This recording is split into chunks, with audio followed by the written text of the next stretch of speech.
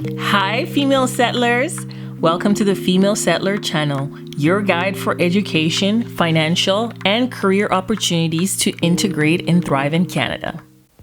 Now, today's video is going to be of my own personal story of how I lost over $9,000 by making a very unwise financial decision.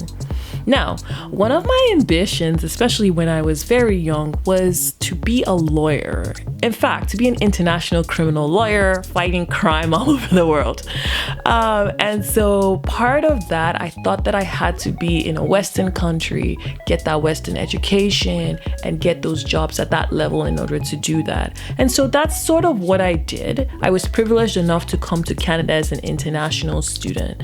But while I was in Canada, there was a lot of financial troubles within my own family that I could not afford to complete my bachelor degree and also a Juris Doctor education.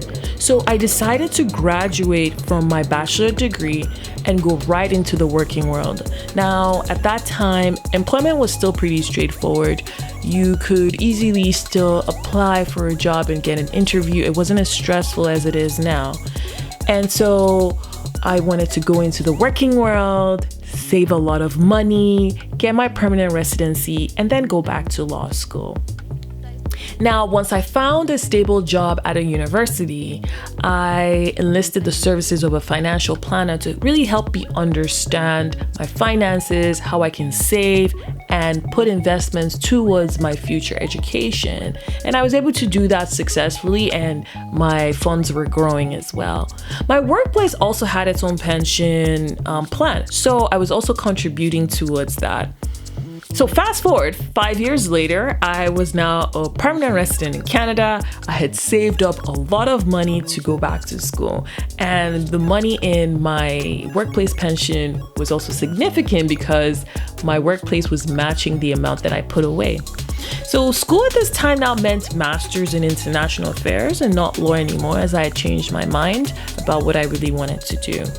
Now, the pension for my workplace again had accrued a significant amount, and since I had worked there for more than 2 years, that means the money was now moved into what's called a LIRA. I couldn't put it in my RRSPs. Now, RRSPs are just registered retirement savings plan. Now, a LIRA is a locked-in retirement account, which means that funds that are moved into that account are locked in and cannot be accessed in any way, even for housing or for education, unless there are extenuating circumstances. Now, this differs by province, and in some provinces, if you have financial hardship or you have very low income, you are able to unlock part of the funds or the whole funds, depending on the province. Now, this is where I made a mistake. I made the fundamental mistake. I did not consult with my financial planner. I knew that there were ways to unlock some of that money, and since it was a significant amount, I wanted to use it towards my living expenses. And so I didn't do most of my research. I didn't do as much research as I should have done. And what I did was I applied to my province, which was the Alberta province, to unlock over $20,000 in that LIRA account. And this was within the COVID period, and I unfortunately was not working and I had low income. And while this was approved, they taxed my account the same way they would tax an RRSP. It was significant. I got taxed over 30%, which was over $9,000. So CRA collected over $9,000 of my money. Now, this is excluding any fees that the investment company also took out from that LIRA, from those funds. Turns out that to unlock an account and to withdraw some of that money, it also has the same rules as your RRSPs. Now, these are the rules. If you take out under $5,000 from a LIRA or from an RRSP, you will be taxed 10%. Anything from $5,000 to $15,000, you'll be taxed 20%. Now, anything more than $15,000, you will be taxed 30%. So obviously I was taxed 30%, and 9,000 went to the government. Again, this is not 9,000 out of 20,000. It's 9,000 out of the entire sum that I had in my lira. Now, this happened over 3 years ago, but till today, I still beat myself over it. I could have done further research, but most importantly, I could have just consulted with my financial planner. Why didn't I do that? Why didn't I ask how best to unlock this money? I could have unlocked it in smaller amounts and paid significantly less if I really needed it. I could have taken out student loans because I would have paid less in interest. I could have accessed my lifelong learning plan from my RRSPs.